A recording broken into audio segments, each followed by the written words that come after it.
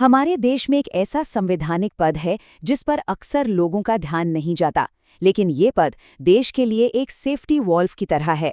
जी हाँ, हम बात कर रहे हैं भारत के उपराष्ट्रपति की, जो है हमारे संविधान के अल्टीमेट बैकअप। जरा सोचिए, देश का सबसे बड़ा पद, राष्ट्रपति का पद, अगर अचानक खाली हो जाए, मान लीजिए मृत्यु की वजह से, इस्तीफे की वजह से या किसी भी और कारण से, तब क्या होगा? उस खालीपन को कौन भरेगा? देश को कौन संभालेगा? ये एक ऐसा सवाल है जिसका जवाब हमारे संविधान बनाने वालों ने बहुत पहले ही सोच लिया था। और उस बड़े सवाल का सीधा सा जवाब है भारत का उपराष्ट्रपति। देखिए, ये पद सिर्फ एक औपचारिकता नहीं है, बल्कि ये हमारे संविधान का वो सेफ्टी नेट है जो इस बात की गारंटी देता है कि देश के टॉप लीडरशिप में कभी कोई गैप न आए। ये पद स्थिरता और निरंतरता की निशानी है। इस पद की बुनियाद रखी गई है संविधान के अनुच्छेद 63 में, जो बिल्कुल साफ कहता है भारत का एक उपराष्ट्रपति होगा। इस होगा शब्द पर ध्यान दीजिए, ये कोई ऑप्शन नहीं है, बल्कि ये एक जरूरी संवैधानिक शर्त है। इसका सीधा मतलब है कि ये पद कभी खाली नहीं रह सकता, ताकि देश किसी भी अचानक आई मुश्किल के लिए हमेशा तैयार रहे। तो सवाल ये उठता है कि उपराष्ट्रपति असल में करते क्या हैं? उनकी भूमिका दोहरी है, और सच कहूं तो दोनों ही बहुत ज्यादा महत्वपूर्ण हैं। चलिए उनकी इन दोहरी जिम्मेदारियों को जरा करीब से देखते हैं। उपराष्ट्रपति की ये दोहरी भूमिका संविधान के दो अलग अलग अनुच्छेदों से निकलती है। अनुच्छेद 64 के मुताबिक वो राज्यसभा के पदेन सभापति होते हैं। इसका मतलब ये है कि जो भी व्यक्ति उपराष्ट्रपति बनेगा वो अपने आप ही राज्यसभा का चेयरमैन भी बन जाएगा। ये उनका रोज का काम है। वहीं दूसरी तरफ अनुच्छेद 65 उन्हें एक बहुत बड़ी, शायद सबसे जरूरी शक्ति देता है, राष्ट्रपति के न होने पर कार्यवाहक राष्ट्रपति बनने की शक्ति। राज्यसभा के सभापति के तौर पर उपराष्ट्रपति के पास एक बहुत ही अनोखी पावर होती है। आमतौर पर वो किसी बिल पर वोट नहीं करते ताकि उनकी निष्पक्षता बनी रहे।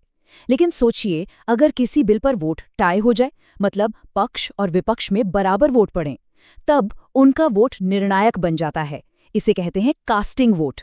उनका वो एक वोट किसी भी डेडलॉक को तोड़कर कानून की दिशा तय कर सकता है। अब ये सारी बातें सिर्फ किताबों की नहीं है। इतिहास में एक ऐसा वक्त भी आया जब इस संवैधानिक सेफ्टी नेट की असली परीक्षा हुई। वो साल था 1969, एक ऐसा साल जब भारतीय लोकतंत्र के सामने एक ऐसा संकट आ खड़ा हुआ था जैसा पहले कभी नहीं हुआ। 1969 में जो हुआ वो किसी पॉलिटिकल थ्रिलर से कम नहीं था। मई में राष्ट्रपति डॉक्टर जाकिर हुसैन का निधन हो गया तो उपराष्ट्रपति वी गिरी ने फौरन कार्यवाहक राष्ट्रपति का पद संभाल लिया।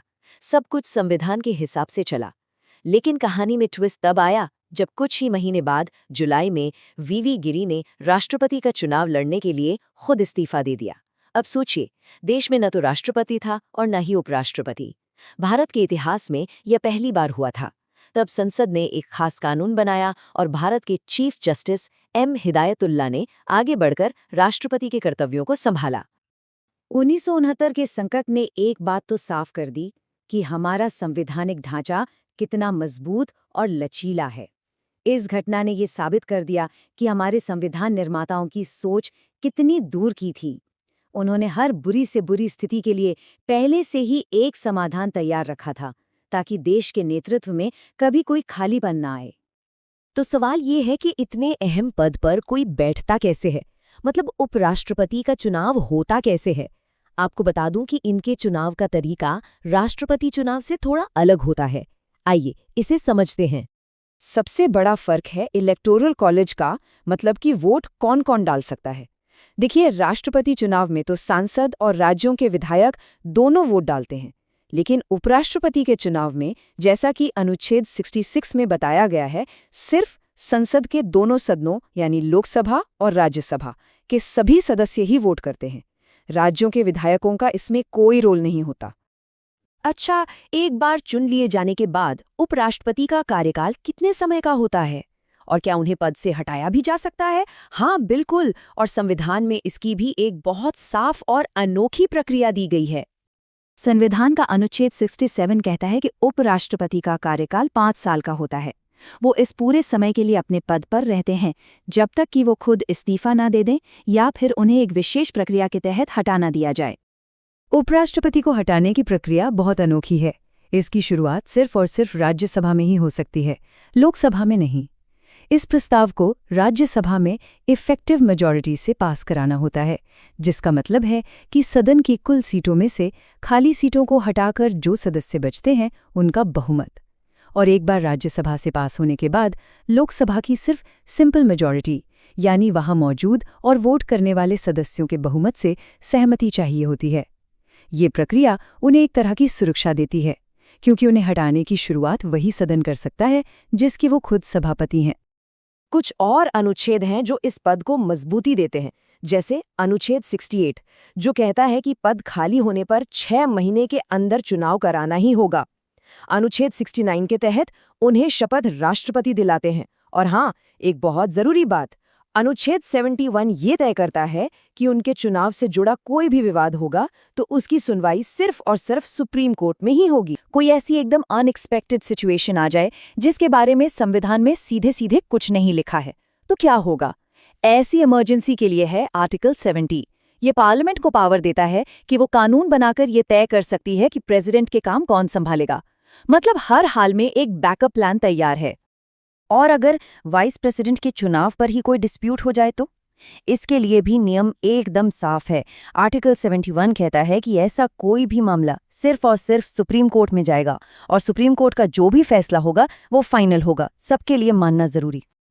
तो ये थी हमारी एक छोटी सी यात्रा आर्टिकल 63 से 71 तक।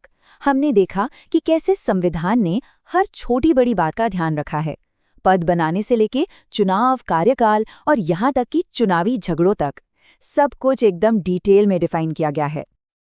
तो आखिर में हम वापस उसी सवाल पर आते हैं, क्या वाइस प्रेसिडेंट का पद सिर्फ एक फॉर्मेलिटी है, एक ऐसा पद जो ज्यादातर समय बस राज्यसभा की अध्यक्षता करता है, या फिर ये हमारे लोकतंत्र का वो एसेंशियल सेफगार्ड है, वो सेफ्टी वैल्व है जो सबसे मुश्किल घड़ी में देश को बिना लीडर के रहने से बचाता है?